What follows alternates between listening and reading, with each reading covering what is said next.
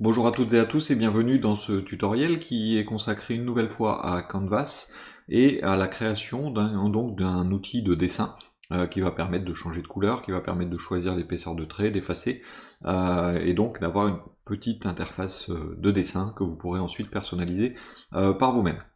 Donc le setup habituel, on a notre fichier HTML qui est déjà prédéfini à peu près avec les fichiers CSS et JS, donc notre fichier style.css, un fichier script.js, un fichier dessin.js, puisqu'on va faire notre canvas comme la dernière fois sous forme de classe.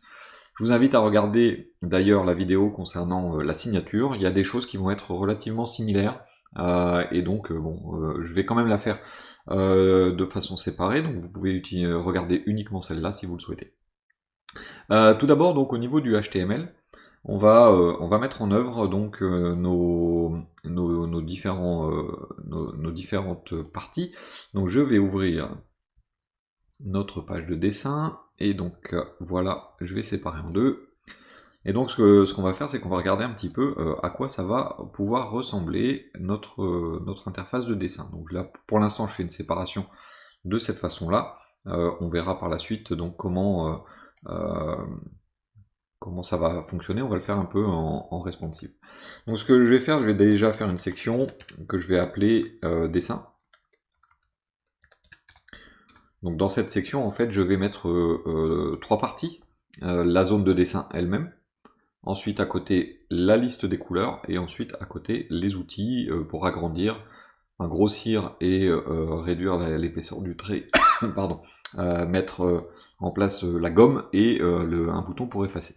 Donc je vais faire tout d'abord un canvas que je vais appeler feuille, c'est la feuille sur laquelle on va dessiner, et je vais lui mettre une largeur. Alors je vais mettre 400 par exemple. Hop, hop, et un ace qui va être à 400 également. Donc on va le faire carré. Donc ça c'est important, ces coordonnées là, vous verrez par la suite également à quoi ça va servir. Ensuite je vais faire une div qui sera ma palette, dans laquelle je vais mettre les différentes palettes de couleurs dont je vais avoir besoin, et je vais faire une autre div qui sera mes outils, dans lesquels je vais mettre les différents outils complémentaires. Donc d'abord je vais aller faire un petit peu de CSS, de façon à voir sur mon canvas, je vais mettre un border, un pixel solide black, de façon à voir la zone de dessin elle-même. Donc voilà mon canvas. Je vais également donc mettre ma zone de dessin en flexbox, display flex, et je vais pardon.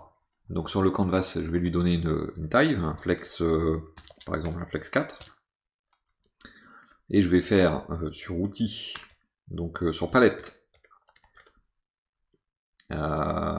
et sur outils, je vais faire un flex 1. Hop, comme ça je vais avoir les zones qui vont être délimitées.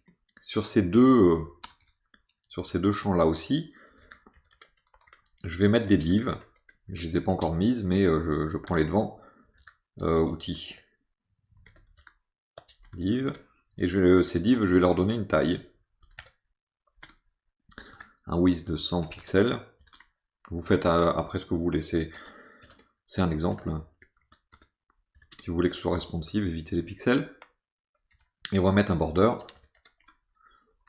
de 1 pixel, solide, black. Voilà, comme ça, on va avoir nos divs qui vont être colorés, enfin qui vont être encadrés. Donc là, ce que je vais faire, je vais créer, pardon, je vais créer 6 divs. 6 divs, donc x6, voilà. Donc, vous voyez, j'ai mes 6 divs qui sont créés, et je vais leur mettre un ID. Par exemple, je vais mettre quoique j'ai même pas besoin de mettre un ID, je vais mettre un data color, et je vais mettre par exemple blue. Alors je vais passer par le dataset pour mettre les couleurs. Ça me permettra d'ajouter facilement les couleurs que je veux à ma palette. Donc là je vais me faire un green, le troisième je vais mettre un yellow. Alors je dois mettre des couleurs, les noms de couleurs ou les codes directement. Hein, si vous voulez mettre des codes, par exemple, moi là je vais mettre black. Voilà. Et là je pourrais mettre par exemple dièse 9 c'est 49, le vert, voilà. Donc on va voir par la suite comment ça va se passer. Et ce que je vais faire également, je vais aller utiliser Line Awesome. C'est un équivalent de font Awesome. Je vais aller chercher son CDN. Et donc pour mes outils, je vais faire également, donc je vais faire 4 divs. Et donc je vais mettre des balises i. Donc par exemple, je vais mettre plus pour augmenter la taille de mon trait. Donc là il va mettre un plus. Pour l'instant,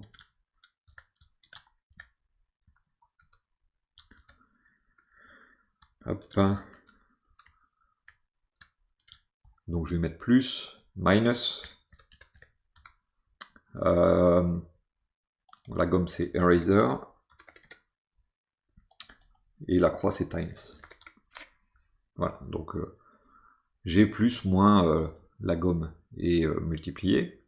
Et donc là, si je souhaite qu'il soit un petit peu plus propre et un petit peu plus centré, je vais faire un dièse outil. Oh, je pourrais même le mettre dans le même, parce que de toute façon, j'ai pas de caractère à l'intérieur des couleurs. Donc je pourrais mettre un font size 3 rem par exemple. Pardon, excusez-moi, j'aurais dû boire un petit coup avant. Display, je vais faire un display flex pour centrer, je vais faire un justify content center, et je vais faire un align items center. Comme ça, je vais avoir mes outils qui vont être en plein milieu de leur case. Donc voilà globalement ce que j'aimerais bien avoir au niveau de mon HTML. Donc là, ce qui serait bien, c'est que je puisse avoir ici des couleurs et que je puisse ici directement dessiner. Donc on va commencer par mettre en place les couleurs. Donc hop, j'ai plus besoin du CSS. Je reviendrai sur le HTML. Alors donc je vais faire un window.onload. Comme ça, je suis sûr que toutes mes ressources sont chargées. Et donc dans ce window.onload, ce que je vais faire, c'est que je vais aller chercher toutes les divs qui sont à l'intérieur de palettes.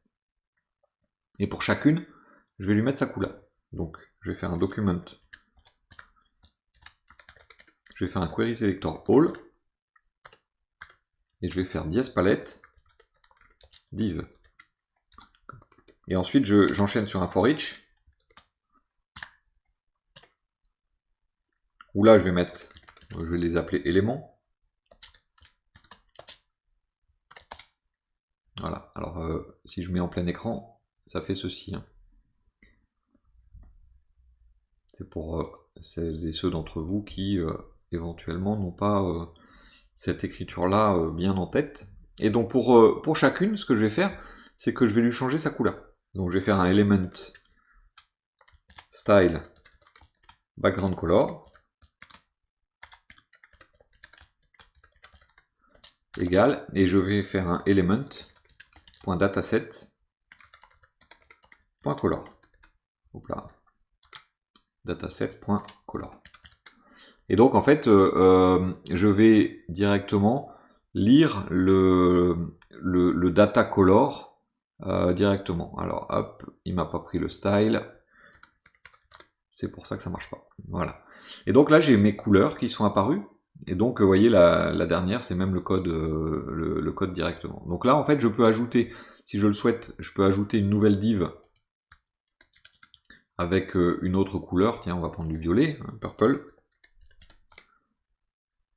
Et donc j'ai du violet, et donc je peux directement rajouter toute ma palette directement dessus. Voilà, donc là j'ai préparé le terrain. Maintenant ce qu'il faut, c'est que je charge mon canvas. Donc là, je vais me documenter, on crée la palette. Et maintenant ce qu'on va faire, c'est qu'on va charger le canvas. Et donc là, je vais créer une variable que je vais appeler canvas, et je vais faire un new dessin. Et donc là, ce que je vais faire, je vais faire en sorte de lui envoyer le nom en fait de l'ID en fait de la zone du canvas. Hein. On a bien dans notre HTML notre canvas qui est diasfeuille. Donc je lui envoie ici diasfeuille. Donc ça veut dire qu'au niveau de ma classe dessin, il faut que je fasse un constructor qui récupère dans une variable que je vais appeler canvas aussi, la feuille, en l'occurrence diasfeuille, qui est prévue. Alors comme dans le contexte précédent, il faut que je stocke aussi différentes informations. On va utiliser une propriété draw. Est-ce que je suis en train de dessiner? Donc là, qui est à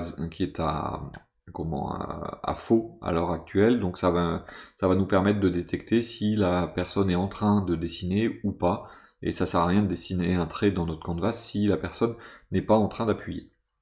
Ensuite, les coordonnées précédentes, donc this prefix égale 0, voilà, et this prev y égale 0. Je suis pas, donc ça c'est les coordonnées en fait de la zone dans laquelle on se trouvait précédemment. Hein, ça permet de relier les traits éventuellement. Maintenant ce que je vais faire, c'est que je vais faire un this canvas et on va faire un document.querySelector de canvas, c'est-à-dire l'élément qui a été choisi. Donc là, si je fais un console.log de this canvas et que j'ouvre ma console ici, voilà, j'ai bien récupéré ma feuille. Donc quand j'ai chargé, ça a bien récupéré ma feuille. Ensuite, dans les canvas, il y a un contexte. Donc on va l'appeler thisctx, et donc c'est this canvas get context, et c'est le contexte 2D. Donc on fait un get context pour le récupérer, et on va initialiser les couleurs et taille de trait. Donc on va dire que quand on dessine, on a un stroke style qui est la couleur par défaut qui est black, stroke avec un K, et this ctx line width, line, oh là j'ai du mal aujourd'hui, line width égale 2, donc épaisseur de trait par défaut qui est à 2. Donc ça c'est l'initialisation en fait de notre canvas. Et donc ce qu'on va faire également, c'est que on va gérer les événements. Donc des événements sur le canvas, il y en a plusieurs. Il y a je clique, il y a je bouge ma souris en cliquant, il y a je lâche la souris. Donc ce sont principalement les événements qu'on va mettre, et il y a aussi je sors du cadre hein, qu'il va falloir mettre. Donc on va faire sur this.canvas, on va faire un add event listener sur mouse down. Donc ça c'est je clique. J'ai le bouton appuyé. On récupère l'événement. Et dans cet événement, ce qu'on va faire déjà, c'est on va dire je dessine. J'ai le bouton appuyé, donc je dessine. Donc c'est this.draw égale true. Si je dessine, je vais stocker les coordonnées de départ, de où je pars. Et donc là, il va falloir faire attention parce que j'ai fait quelque chose d'un peu responsive, et donc il va falloir faire un calcul. Donc je vous invite à aller sur la vidéo concernant le stockage de signatures, hein, capture et stockage de signatures. Vous aurez l'explication exacte des offsets et ainsi de suite. Donc là, ce que je vais faire, c'est je vais aller sur ThisPrevX et je vais lui stocker l'endroit où j'ai cliqué. L'endroit où j'ai cliqué, c'est e.clientx, donc l'emplacement horizontal sur lequel j'ai cliqué, moins les coordonnées offset left du canvas. Sauf que, étant donné que j'ai quelque chose de responsive, si je fais ça, je vais avoir un décalage de traits. Donc ce qu'il faut, c'est que je fasse au prorata en fait, par rapport aux proportions qui me sont données au niveau de mon canvas. Je lui ai donné des tailles de 400, et il n'a pas forcément 400 pixels de large. Par exemple là, si je regarde mon canvas, là par exemple, hein, dans cet exemple là, maintenant il fait 96 pixels sur 714. Donc il va falloir que je fasse un prorata, et donc je multiplie par 400 qui est la taille normale, et je divise par client width pour récupérer les coordonnées exactes à dessiner sur le canvas. Je vais faire pareil avec prevy. Donc je vais copier-coller, hein, tout simplement, et je vais mettre prevy client y offset top et client ace. Et là, ça va me permettre de savoir exactement à quel endroit j'ai commencé à dessiner. Donc ensuite, deuxième écouteur d'événements. Hop là. This canvas add event listener. Là, c'est mouse move. Je déplace la souris. Pareil, je récupère l'événement.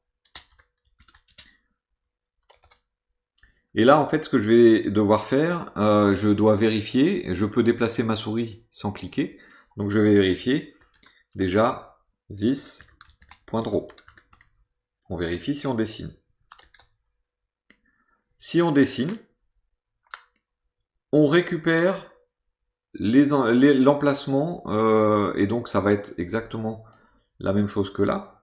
On récupère l'emplacement auquel se trouve la souris au moment où on est en train de la déplacer. Alors là, par contre, ça va pas être ThisPrevX, ça va être ce que j'ai appelé cure X et cure Y. Les coordonnées courantes. Ces coordonnées, il va falloir pouvoir dessiner avec. Donc ce qu'on va faire, c'est qu'on va faire un this.dessine, et on va lui proposer 4 coordonnées en fait. Pour pouvoir faire un trait entre deux points, il faut l'endroit où on a commencé et l'endroit où on a terminé. Donc on va lui passer prevx,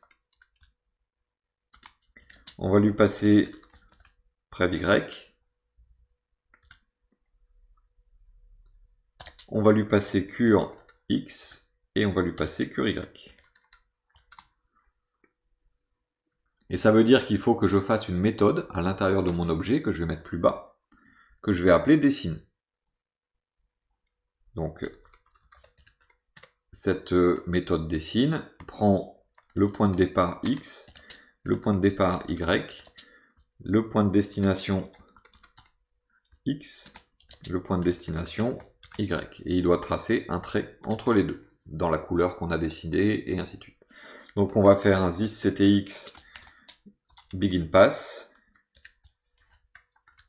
Donc thisCTX begin pass, ça permet de dire, attention, je vais commencer à faire un dessin. Donc ensuite, je place mon stylo. ThisCTX move to. Je place mon crayon à un endroit précis, qui est le point de départ X et le point de départ Y. Là, j'ai pas encore dessiné. Ensuite, je fais un ThisCTX line to. Et là, je vais dessiner une ligne depuis le point de départ que j'ai donné vers destx, destY. Donc c'est exactement la même chose que ce qui a été fait sur la signature. Donc et ensuite ThisCTX, je fais un close pass.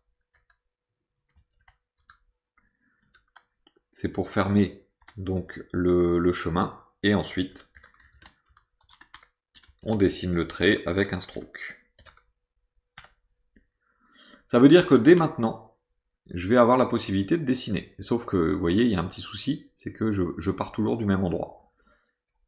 Et donc, c'est un petit peu gênant, et puis ça s'arrête jamais. Pourquoi? Simplement parce que, après avoir dessiné, donc là, je vais préciser, on calcule les coordonnées. Ensuite, ici, on dessine. Et ensuite, en dessous, on stocke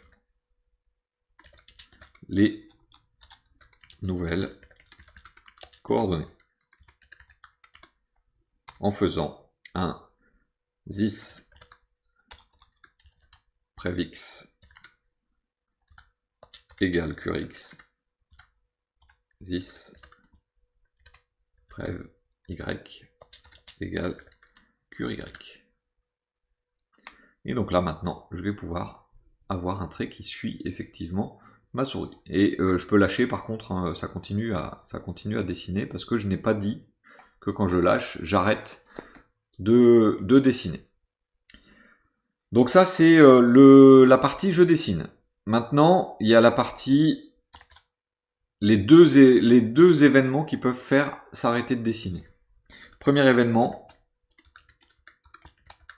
add event listener, mouse up. Dans ce cas-là, si j'ai un mouse up,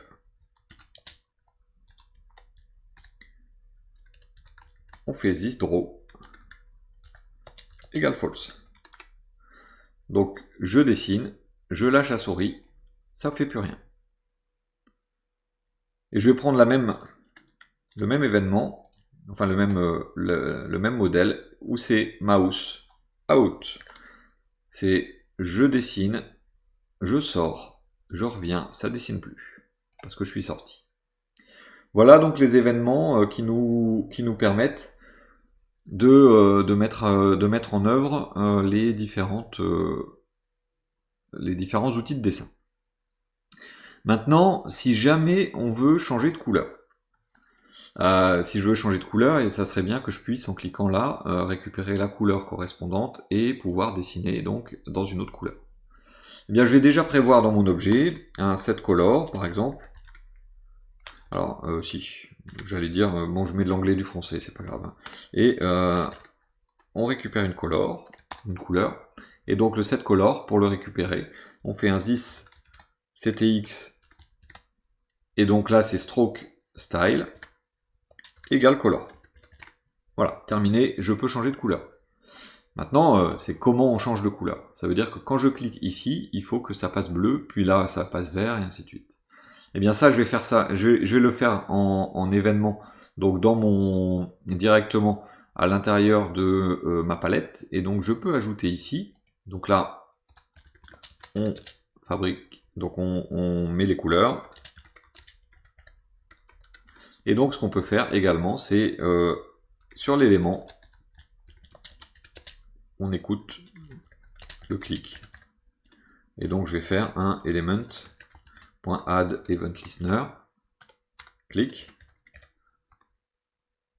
Et donc là, je suis pas obligé de récupérer l'événement, puisque je clique, il n'y a rien de spécial.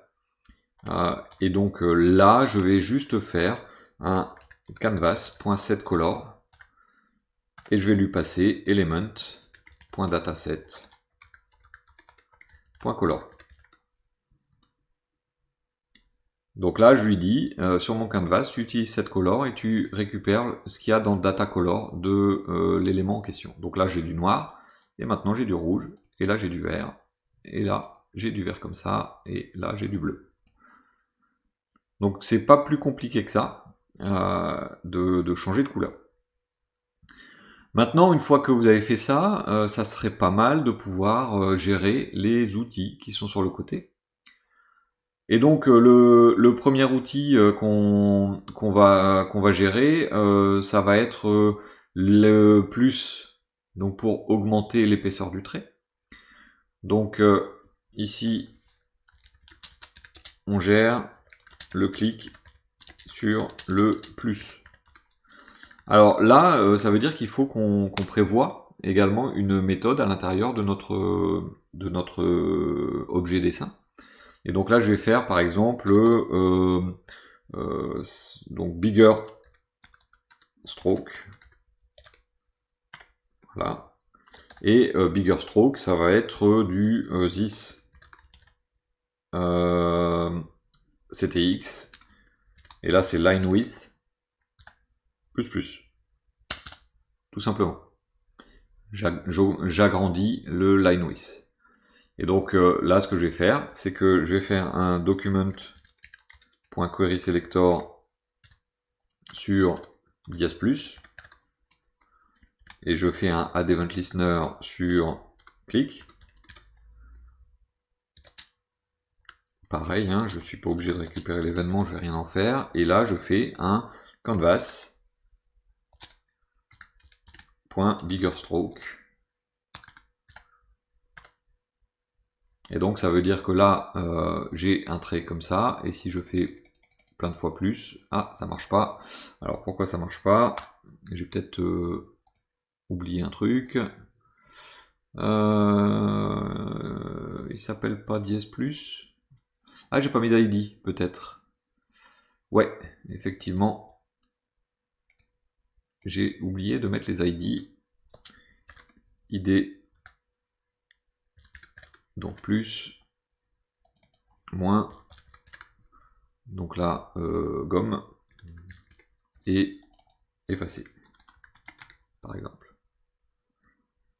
Donc là, maintenant, ça devrait fonctionner. Donc j'ai un trait comme celui-là. Je clique pas une fois sur plus. J'ai un gros trait. Je change de couleur. J'ai un gros trait d'une autre couleur. Et ainsi de suite. Et donc là, on va avoir la possibilité de changer directement les épaisseurs de traits. Donc ça, c'est pour le plus. Je vais pouvoir faire la même chose pour le moins. Donc on gère le clic sur le moins.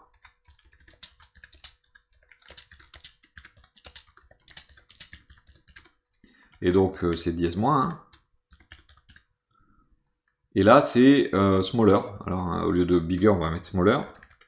Et là, par contre, on ne peut pas aller dans le négatif. Donc, il va falloir faire attention à ce qu'on fait. Donc là, je vais l'appeler smaller stroke.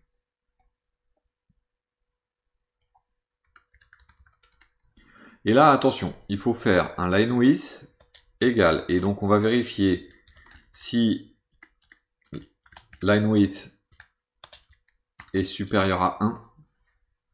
Là, je vais le faire en ternaire. Line width, donc c'est 10 CTX, line width plus 1.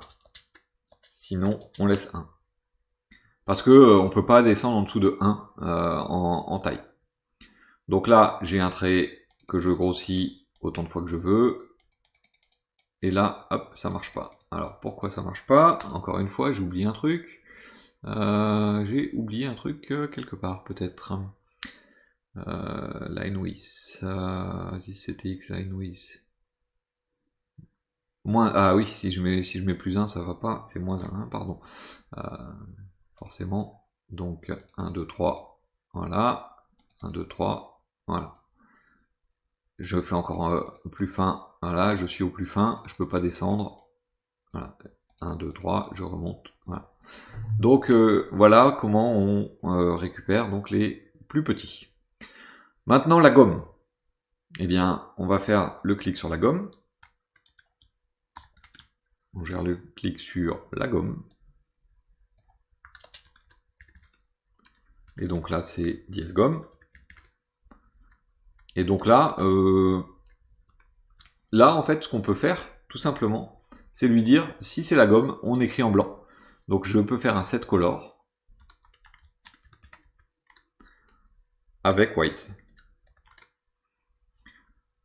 Et donc là, je fais des traits de n'importe quelle couleur, et quand je clique sur la gomme, je peux effacer, et je peux effacer avec une gomme beaucoup plus épaisse, éventuellement, le dessin. Et enfin, le clic sur la croix. Et donc là, c'est, on va dire, canvas. Bon, je fais en anglais, donc on va faire un erase. Et donc là, pour effacer, eh bien, on va avoir la possibilité, donc directement, de dire j'efface complètement mon carré. Et donc là, je vais faire une méthode erase. Et donc c'est this ctx clear rect. On supprime un rectangle qui fait du coin supérieur gauche à la largeur et la hauteur